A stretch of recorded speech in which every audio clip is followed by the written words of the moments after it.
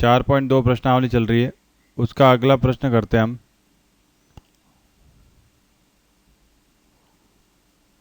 उदाहरण 1 में दी गई समस्या को हल कीजिए। उदाहरण 1 था, निम्न स्थिति को गणितीय रूप में व्यक्त कीजिए। पहले हमने इसका पहला भाग किया है, अब दूसरा कर रहे हैं। एक कुटीर उद्योग एक दिन में कुछ खिलौने निर्मित करता है।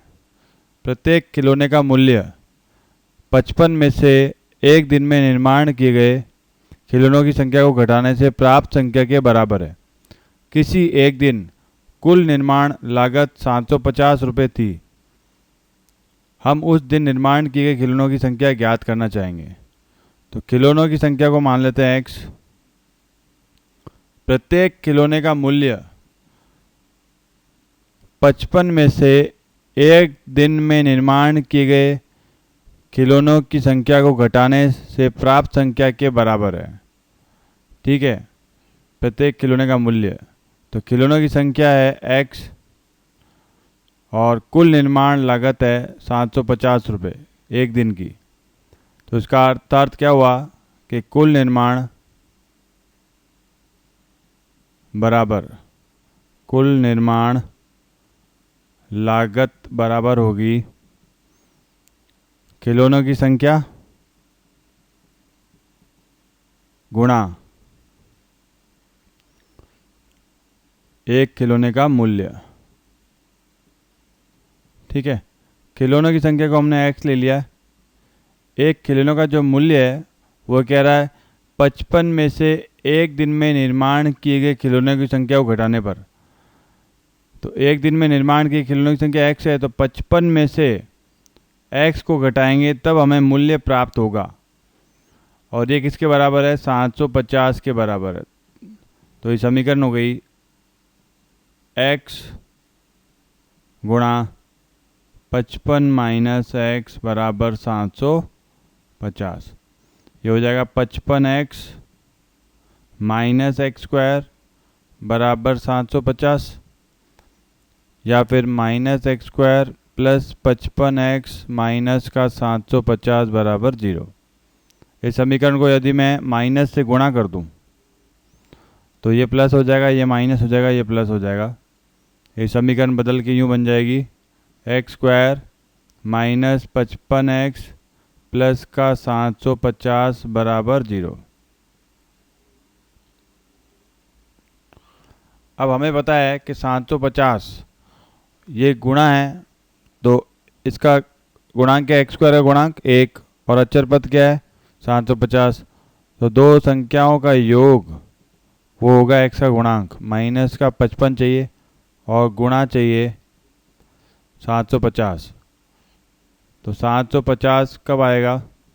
जब हम 25 को 30 से गुणा करेंगे। ठीक है, तो इसका अर्थ हुआ संख्याएं हो गई -25x और 30x, और आगे चल रहा था एक्स स्क्वायर और पीछे अंतिम पद था 750 बराबर 0। ये था, हाँ ये था। तो हमने मध्य पद को विभक्त किया दो भाग में, 1 और 2। तो x कॉमन आ रहा है इन दोनों में, x बाहर ले लिया, x माइनस 25, इन दोनों में 30 माइनस 3 बाहर आ रहा है, माइनस 30 बाहर लिया तो x माइनस 25, क्योंकि इसके अभाज्य गुणनखंड जब करेंगे तो 25 अभाज्य गुणनखंड में भी आएगा। अब x माइनस 25 बाहर आ रहा है, x माइनस 25 गुणा x माइनस 30 बराबर 0। तो x का मान हो गया 25 और 30। अगला प्रश्न, ऐसी दो संख्याएं ज्ञात कीजिए जिनका योग 27 हो और गुणनफल 182 हो। जिनका योग है, अर्थात पहली संख्या अगर मान लें हम, पहली संख्या बराबर 27 तथा दूसरी संख्या मान लें, दूसरी संख्या मान लें 27 माइनस एक्स, तो इनका गुणनफल दिया हुआ, अर्थात इनका गुणा, दोनों का गुणा कर देते हैं। अच्छा, पहली संख्या 27 नहीं है ना, पहली संख्या इनका योग 27 है, गलती कर दी, ये गलत हो गया, ठीक है। इनका योग 27 है, ये मानना पड़ेगा। तो इसको थोड़ा सही कर लेते हैं वापस से। पहली संख्या को हम मान लेते हैं x और दूसरी संख्या को 27 माइनस एक्स। तो इन दोनों का योग कितना हो जाएगा? 27 हो जाएगा, ठीक है। अब इन दोनों का गुणा, मतलब x गुणा 27 माइनस एक्स बराबर 182। ये हो गया 27x माइनस एक्स स्क्वायर बराबर 182। फिर वही माइनस एक्स स्क्वायर प्लस का 27x माइनस का 182 बराबर 0। माइनस से गुणा कर देंगे वो समीकरण को, तो क्या x square minus 27x plus 182 बराबर 0। अब ऐसे 182 के गुणनखंड हमें पता नहीं पड़ेंगे, तो इसके अभाज्य गुणनखंड निकाल लेते हैं। तो 2 से जा रहा है, 2 9 18, 1 7 से जा रहा है, 13 सत्ती 13 एकम 13। तो 2 को 7 से गुणा करेंगे तो 14, 14 प्लस 13 27 हो रहा है। तो 14 प्लस 13 27। तो 27 को 2 भाग में विभक्त किया, मध्य पद को विभक्त किया। एक तो 13x और दूसरा 14x। 182 कैसा कैसा, और एक्स स्क्वायर भी ऐसा कैसा। तो x इन दोनों में से कॉमन आ रहा है, x माइनस 13 माइनस 14 कॉमन आ रहा है, x माइनस 13 बराबर 0। x माइनस 13 फिर कॉमन आ रहा है, तो x माइनस 13 x माइनस 14 बराबर 0। इनको 0 के बराबर करेंगे तो एक तो मान आ जाएगा x का 13 और एक आ जाएगा 14, ठीक है। अगला प्रश्न, दो क्रमागत धनात्मक पूर्णांक ज्ञात कीजिए जिनके वर्गों का योग 365 हो। दो क्रमागत हैं धनात्मक पूर्णांक, तो माना पहला धनात्मक पूर्णांक है x, धनात्मक पूर्णांक x, और दूसरा है x प्लस 1। इनके वर्गों का तो वर्ग कर लेते हैं, का योग, तो योग दिया हुआ इसका मतलब जुड़ जाएंगे, बराबर 365 है। ये हो गया एक्स स्क्वायर, ये x प्लस 1 का स्क्वायर है। तो हमें सूत्र बताइए, a प्लस बी का स्क्वायर, a प्लस बी का स्क्वायर कक्षा 9 में हमने सीखा है। ये होता है a square plus 2ab plus B square,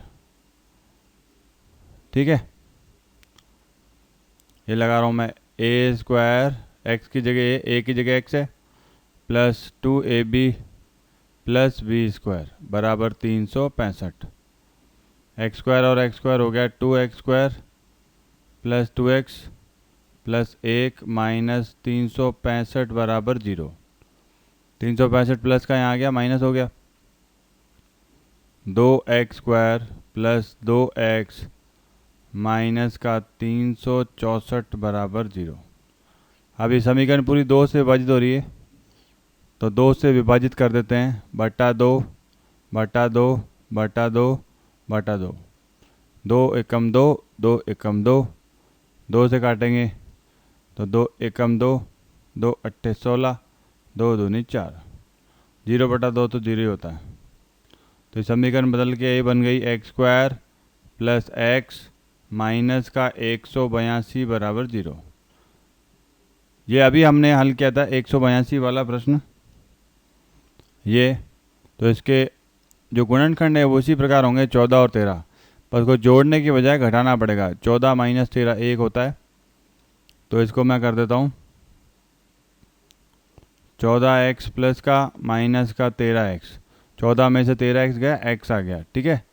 और दोनों का गुणा तो 182 होगा ही होगा।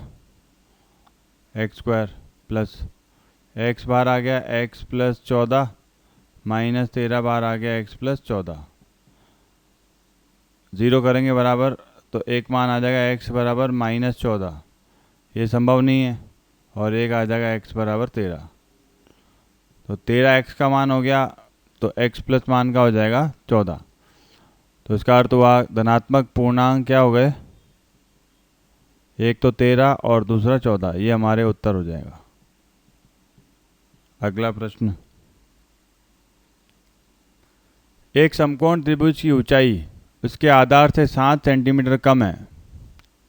यदि कर्ण 13 सेंटीमीटर का हो तो अन्य दो भुजाएं ज्ञात कीजिए। तो समकोण त्रिभुज ऐसा होता है,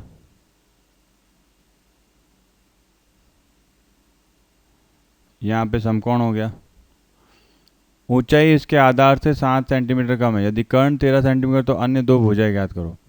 तो हम आधार मान लेते हैं x, ऊंचाई आधार से 7 सेंटीमीटर कम है, इसका अर्थ हुआ कि x माइनस 7।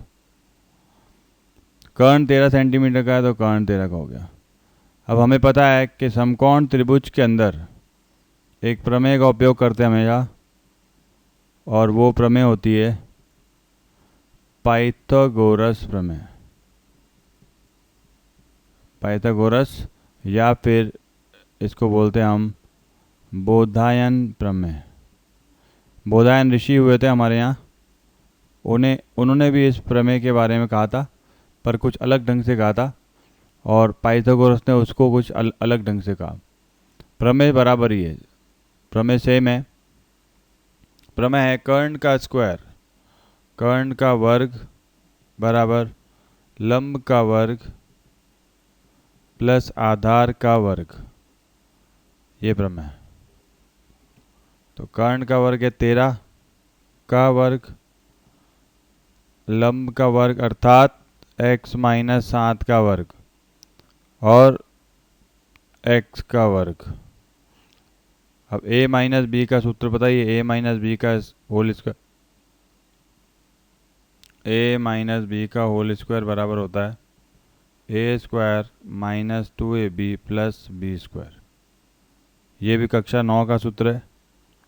तो 13 का वर्ग हो गया 169, a माइनस बी का square a square minus 2ab plus B square plus का एक्स स्क्वायर।